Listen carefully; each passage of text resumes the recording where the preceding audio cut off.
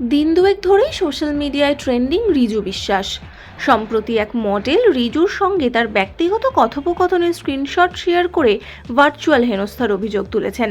আর এবার পরিস্থিতি সামাল দিতে সরাসরি মুখ খুললেন অভিনেতা রিজু বিশ্বাস। সম্প্রতি এক মডেল রিজুর সঙ্গে তার ব্যক্তিগত কথোপকথনের স্ক্রিনশট শেয়ার করার পর থেকেই বিতর্কের সূত্রপাত।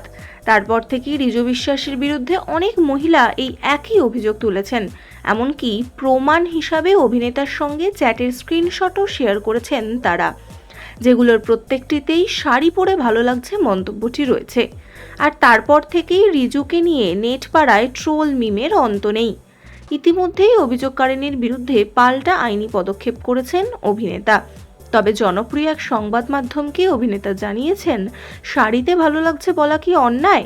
আমি অনেককেই এভাবে প্রশংসা করেছি, কেন ফেসবুকে একজন অন্যজনকে মেসেজ করতে পারে না? তিনি আরও বলেন, মেসেজ করে কোনো ভুল করিনি। রিজু জানিয়েছেন তার মা ক্যান্সারে আক্রান্ত, হাতে 7 মাস কাজ নেই, আর্থিক অনটনের মধ্যে দিয়ে যাচ্ছেন তিনি।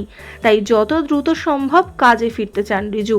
এক সময়কার জনপ্রিয় ধারাবাহিক বউ কথা কওয়ের সুবাদে টেলি দর্শকদের অন্দরমহলে প্রিয় অভিনেতা হয়ে উঠেছিলেন নিখিল।